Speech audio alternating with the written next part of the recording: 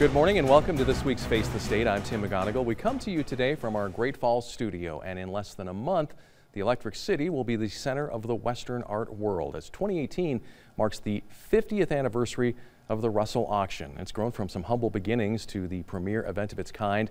Today, we're pleased to have three people who are instrumental in the past, present, and future success of the Russell and Western Art Week. Norma Ashby has been a part of the Russell since it began back in 1969. Cute. And Tom Figarelli is the executive director of the C.M. Russell Museum. And also with us today is Dwayne Broughton, the museum's director of art and philanthropy. The Russell exhibition sale goes from March 15th through the 17th, but as we're going to tell you, there's a lot more than just the events at the Russell. So folks, thanks for taking time today. Norma, we're going to start with you. As I said, you've been with the event since the beginning. Can you believe it's been 50 years? No, it's totally unbelievable, but what a joy to see it come from an idea that was rejected initially when we proposed it to the Great Falls Advertising Federation. That was the sponsor for the first 41 years. They said, who wants to honor a dead artist, when we first proposed the idea to their board. And I said, come on guys, this is a good idea. So we got a couple of other guys involved with me, Bill Sampson, who was our president at the time, and Tom Johnson. We sat down and said, well, how can we make this a viable idea? And we said, not only will we honor Charlie Russell and his name, but we'll also honor new and upcoming artists. So that's what sold them. And of course, from the beginning, we knew we wanted to do it for the benefit of the Russell Museum. It was called the gallery then. Okay. What do you remember about that very first event? Well, it was wild. We didn't know what, it was kind of, you know, the blind leading the blind. It was one day event. And I remember I was announcing the art. There were 77 pieces, and I lost my voice toward the end. And it went until 1 in the morning because we had a brand new art auctioneer, Jack Rady, who'd been a livestock auctioneer, and he'd never sold a piece of art. So he was trying to get every dime out of every piece. So it was funny. And may I show a picture of the copy of the first catalog? It sold for $1. This is the first catalog. And the original, and I even have the prices in there. And then we show you this is in contrast. Here's the this is this year's catalog. So it's quite amazing how it has grown, and I'm deeply grateful to the museum for carrying on and taking it to a whole new level, which is where it's at today. All right. Well, Tom, you're fairly new to the executive director position. I am. What was it that drew you to this job? You know, I'm a native of Great Falls, and so there's no finer institution in our town than the C.M. Russell Museum, and no finer Montana or American icon than Charlie Russell. So the opportunity to lead the organization was just a privilege, and I was just so happy to be able to come into the role. All right. Dwayne, the Russell Art Auction is kind of the centerpiece of Western Art Week, and you as the art director, talk about the process of getting art for this spectacular show. Yeah, what people don't typically understand is that it really is a year-long process to come up with the artwork that we present in March each year. A big misconception about the auction itself is that we're selling things out of the collection of the museum, and that's absolutely not the case. The artwork that comes in the Russell events comes to us either from living artists that are producing those pieces or collectors that are selling works out of their collections. Okay, and there always seems to be some works by Charlie Russell up for auction. Talk about that. Oh, we're so pleased yet again this year to have several strong pieces from our namesake artist. Old Charlie Russell is well represented in the galleries up there. We have about a dozen pieces by Charlie across the several medium that he mastered. We have a major oil piece that I'm so thrilled to present to our audiences in a piece called Buffalo Hunt No. 7, which one of Charlie Russell's most well-known and loved subjects. But in addition to that major oil, we have watercolors. We have 3 strong bronze works, a really fun pen and ink drawing. Charlie was a master of them all, and we've got them hanging on the wall of the museum for a very limited time until they hit the auction stage. That's right. And talk about the quality of the artists that who have some of their work up for auction this year. Oh, absolutely. It's, you know, the work is actually going up on exhibition right now. It'll be viewable to the public as of February 15th when we have the opening. But boy, I stand in the middle of that gallery every single year, and it doesn't get old. You're just surrounded by such strong works by those artists that are submitting their very best work to the Russell, because for one reason, it's such a competitive process to submit and be selected for inclusion on in the event. We look at about 1,000 pieces and can only fit approximately 250 into the live auction events. Truly the best of the best when it comes to Western art. It really is, and it's always very difficult decisions, as you might imagine, to whittle it down to that 250. But we're just in such a fortunate position to have that competitive process, and that really results in an extraordinary group of artwork for audiences. Great. Well, Norma, 50 years, it's been a long time, and we already showed the first catalog, but you've got some other things. Well, I have here. a couple of other things that kind of touch on the variety of famous people. We have some celebrities here. We've had honorary chairman. This is my hat that it's called wearable art. This is a vest that I have had for years and years. The two main pieces on the front of the vest were done by Bob Morgan, the late Bob Morgan of Helena, and then on the back he did a wonderful piece of the buffalo skull, and there are lots of our honored artists' original work on this. The hat, around the hat we have a collection of the pins that the Ad Club had every year, and maybe Tom or Dwayne can talk about the pin this year from the museum, but this is a treasure as well, and there are signatures inside, including Charlie Pride's signature from 1988 when he was honorary chairman. So I intend to give them both eventually to the museum for their personal collection as a couple of pieces of wearable art. The other piece that I wanted to share is this wonderful bolo tie, and this is by the Browning sculptor Bob Scriver. This sold at the first auction, and if you were to guess how much this went for, you probably would never guess that it went for $1. So that's how much it went for, and I've worn it for every auction and just treasure it. And there are no more, of course, of those, and he's not longer with us. But I just want to make one quote from Steve Seltzer, the only artist who's been juried into all 50 auctions. And people say, well, what do you think it's made it survive so long? And I think he really hit it on the head. He said, I think the most important aspect of the auction over the years has been the new people, artists, dealers, and collectors that keep showing up. This keeps the interest in sales strong, which is the key to the longevity of any art show. And I think that's really true, because we get new people, but we have the wonderful solid base of people that are really into it and are part of our Russell Auction family. And once they come, they're hooked for forever, and then they bring their friends. And the museum has really been able to bring some of the best buyers in the country, some really important names, and I'm thrilled to see them in action. And when they start bidding against each other, wow, if we get the prices up there, they're really, really something. Yeah, I've heard a lot of people, they come for the auction, and once they're here, they discover, you know, Montana and Great Falls and the beauty of this part of the state, country. Right. And like you said, they're hooked for life at that point. They might come back to go fishing. And they buy homes and exactly. retirement homes. Well, Tom, the money generated from the Russell auction, where does that go and how does that help? Well, the funds from the auction, Tim, support our operations at the museum. We're a nonprofit. The auction is our largest revenue source every year.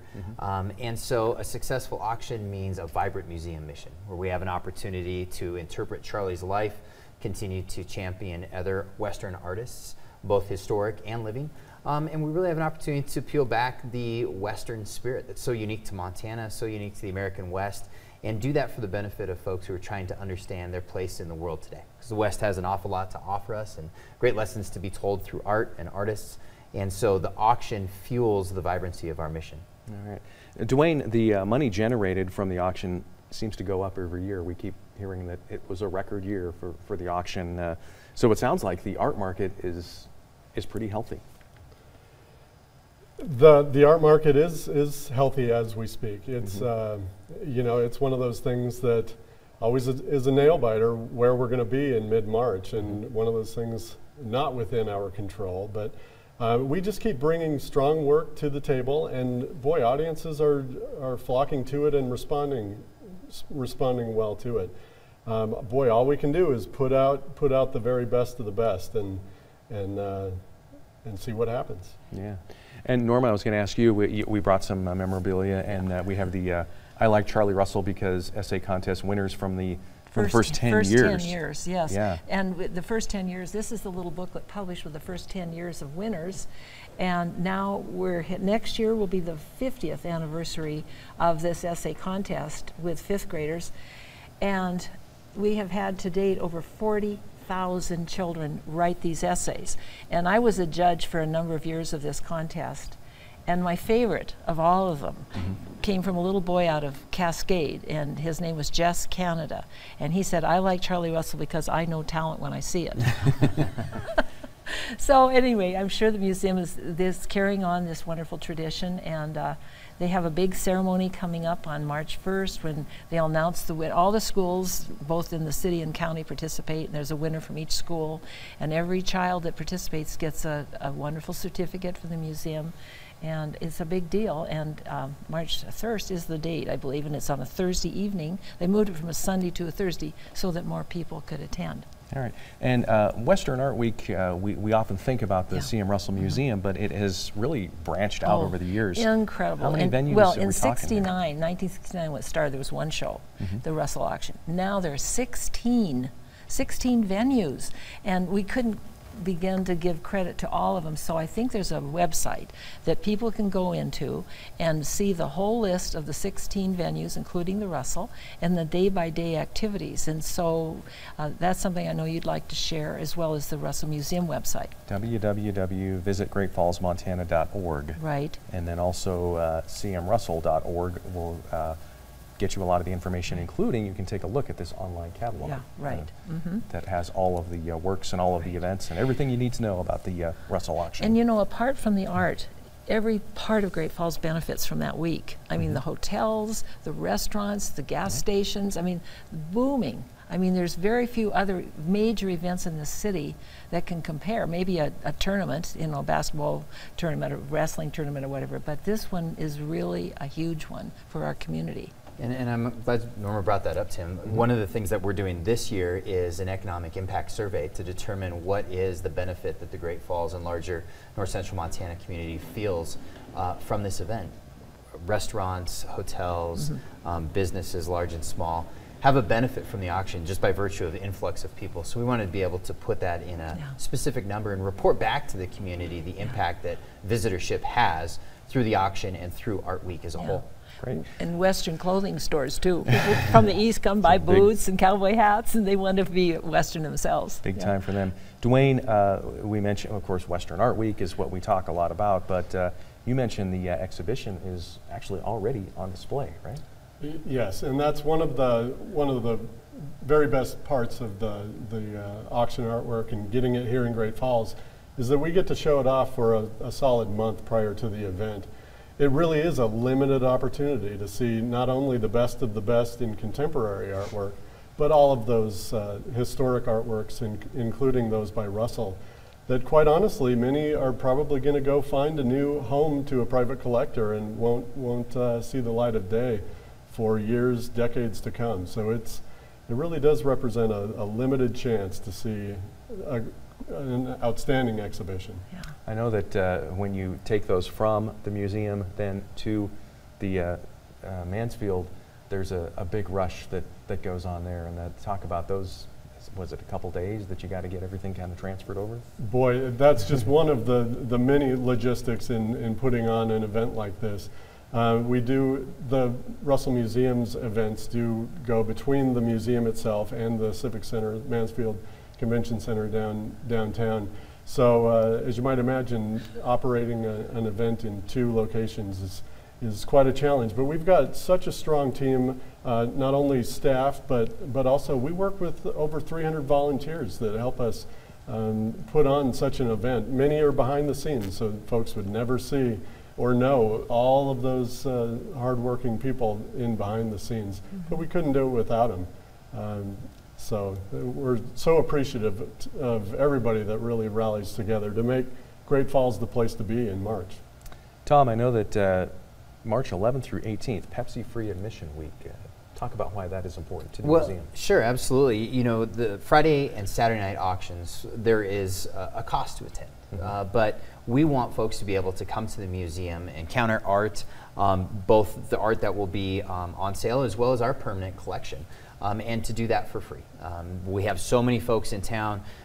Western art is at the height of everyone's senses during the middle of March, so if we can invite people to be here for free, and thanks to the generosity of Pepsi, we can make that possible. It's a great way to celebrate our mission and encourage people to learn more about Western art. Great. Dwayne, on March 15th, the Russell Skull Society of Artists Suites takes place. So what is actually the Russell Skull Society? Oh, thanks for asking. That's yet another aspect of all of our events as a whole. I've mentioned the strength of the artwork that comes to the Russell and what we're able to present, but boy, the best of the best, the top tier of those artists, the museum recognizes as the elite group of working Western artists, known as the Russell Skull Society of Artists. This is a roster of, it varies between 20 to 25 artists each and every year. Artists that we bring forward as being the best of the best, and that really support the museum in more ways than one, but also carry along and keep alive the traditions of Charlie Russell himself.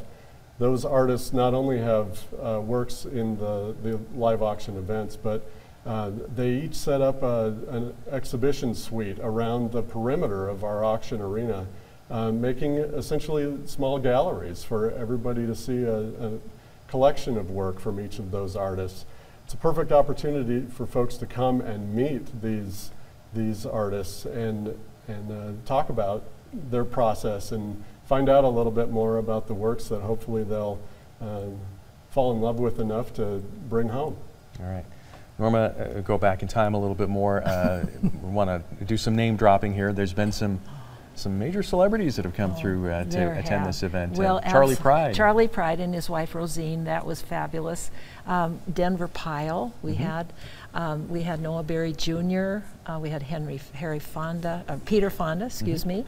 We had a lot of those kind of folk, and John McIntyre and his wife Jeanette Nolan. I mean, that was cool. He had a ranch up by, way up in the northwestern corner of the state, and he came down and was happy to be part of us. And then when we kind of ran out of those kind of celebrities, we had George Montgomery, of course, we started having celebrity artists, and the first one was Howard Turpening, whose pieces bring $250,000 and up, I think, and I think he's been honored in the past by the museum as a heritage winner.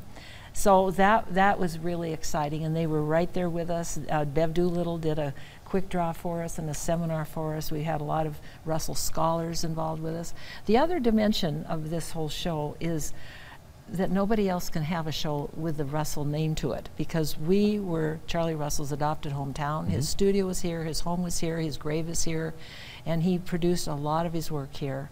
And of course the museum is here. So nobody can ever come in with an event called the Russell. Yeah.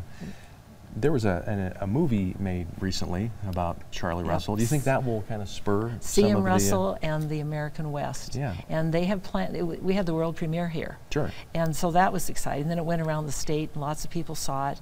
And now there are plans to show it nationally on PBS and internationally. Yeah. And so these fellows could really tell more. Tom can talk more about the Heritage Award. I think that is it okay with you to announce that today? Yes, the creators of that documentary, Montana PBS, are being honored with our Heritage Award, which is the award that we provide annually to those who really advance the American West, advance the mission of the C.M. Russell Museum through their work and through their scholarship. And Montana PBS did an amazing job telling the story of Charlie and the American West in that documentary, because Charlie was painting a fading West, and so the documentary makers wanted to capture the spirit that Charlie not only brought into his work, but that the spirit of the country was changing at that time. And so he was really fortifying story, but also energy and values into his art. And they did a tremendous job. It's a wonderful documentary. The national and international release will be a 1-hour documentary versus the 3-hour documentary that we saw here in Great Falls. All right. There's some exciting events going on as we get more closer to the actual Western Art Week, but into Western Art Week, I guess. March 16th, Art in Action at Meadowlark Country Club. What makes Art in Action unique and special? You know, it's an opportunity for folks to get up close with artists as they're producing their work. It's a fun, dynamic opportunity for people to interact and see the creative process up close. We're so grateful that D.A. Davidson has been a generous sponsor to that particular element of Art Week. And you know, it's really about fellowship and community, not only between the patrons and artists, but patrons themselves. I mean, we have folks coming from around the country to be here in Great Falls for this event, to celebrate Charlie and Western art. And so there's a great community feel in that particular event, just like all of them throughout Art Week. And it's a lot of fun. All right. Again, these events, you can find more about them on www.cmrussell.org. Dwayne, on Friday night, there's the First Strike Friday Night Live auction at the Convention Center. How does that differ from Saturday's auction? Well, in many ways they are similar. In a lot of the artists that are represented in Friday night might have a piece in Saturday night as well. Friday night is poised as a more casual, upbeat, and informal auction process. It's a great event for folks that might be a little timid to go into the live auction. It's a good introductory event for folks to warm up their bidding paddles. On Friday night, the Friday night auction is composed entirely of new works by living artists. And then on Saturday night is when we fold in the works by the Russell Skull Society, and then also all of those historic works by Russell and others. Really raises the bar, so to speak. When we're talking about how much some of these pieces go for, what are some of the higher end prices, I guess, or bids that you've seen? Boy, I always hesitate to jinx the events because I want them to go as high as possible. But we're so thrilled with that Buffalo Hunt #7, as I had mentioned, that graces the cover of our catalog this year. That has an estimated value of $1.25 to $1.75 million.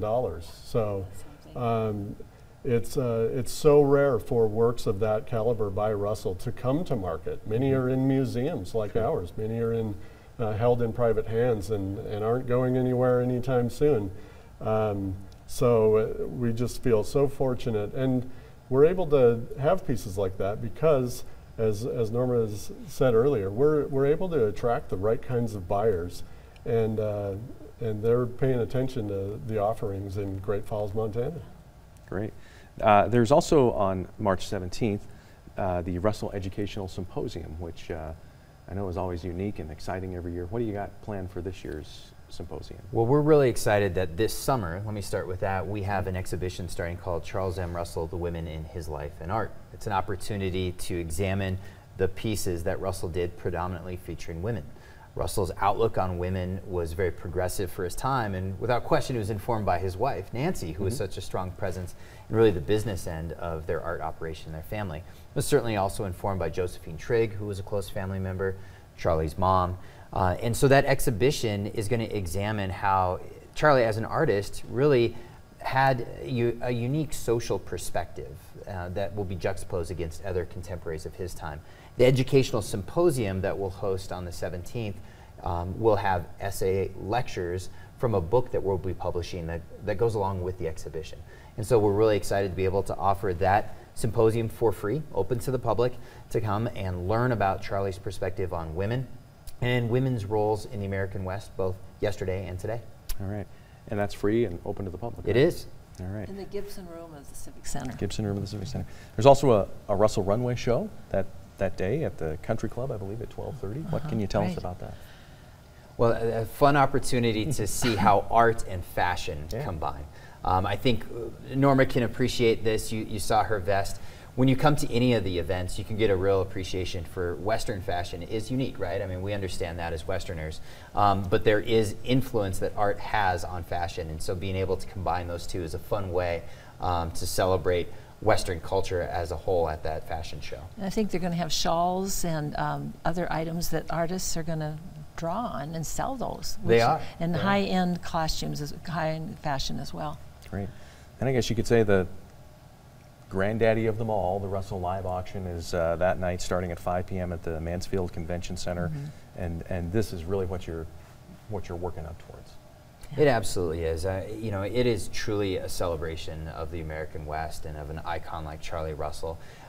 And you know, it's such a fun moment to be able to celebrate together, because this culture is uniquely ours as Westerners, and I think it draws people in, certainly from around the country. But it wouldn't be possible if it weren't for all the volunteers. Dwayne mentioned 300 volunteers who support this. D.A. Davidson I mentioned as a major sponsor. BNSF Railway is our presenting sponsor again this year. And all the people who've made this possible over the years. You start with Norma in the first auction 50 years ago. It's here today because of people like Norma, the Great Falls Ad Club, who serviced the auction for 41 years. And we get to stand and celebrate such a successful, fun, and unique event that is nationally known and exceptional. Yeah. And it's because of the hard work and dedication for over half a century. Great. I'm going to ask each one of you to answer the same question, and it is, what do you think makes the Russell and Western Art Week so special? Norma? Well, I kind of think I've covered it already, is that we've been successful from the artist point of view of attracting good buyers, so they're being successful in selling their art. If they were not selling their art as they participate, they wouldn't be in it, but they are. And it's just, I think it's the warm hospitality that Great Falls has offered from the beginning, and that when people do get here, they're made to feel like part of the Russell Auction family.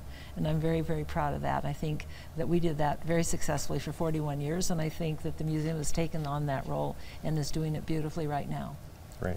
Tom, what do you think makes this event so special? You know, I think art in general is intended to inspire people.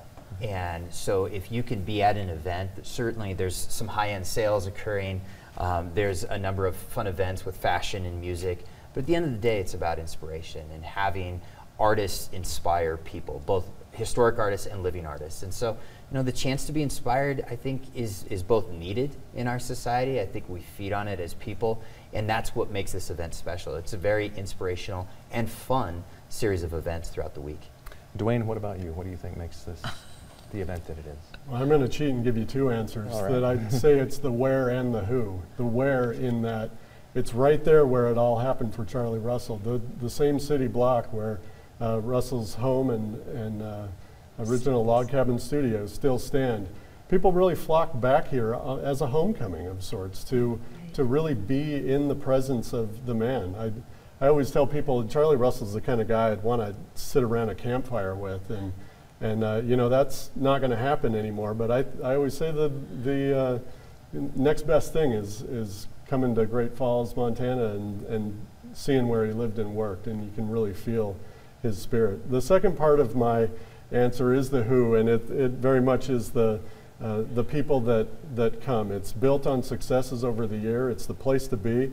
Folks invite their friends to come. I go to several other art auctions across the country where people might make a bid by the telephone or online or send a representative to come bid for them. That's not the case here in Great Falls. People want to be there in person to see all the extraordinary and just over-the-top events that are going on, and they don't want to miss out. All right. Well, again, the 50th anniversary of the Russell is this year, and it goes from March 15th through the 17th in Great Falls. A couple of websites for you: www.visitgreatfallsmontana.org. They're on the screen. That gives you a lot of information about Western Art Week. And also www.cmrussell.org will give you information about not only the Russell Museum, but also about the Russell auction itself. We want to thank Norma Ashby, Tom Figarelli, and Dwayne Broughton for joining us today. That'll do it for this week's Face the State. Have a great day. Thank you, Tim. Thanks, Tim. You've been watching Face the State, a presentation of MTN, the Montana Television Network.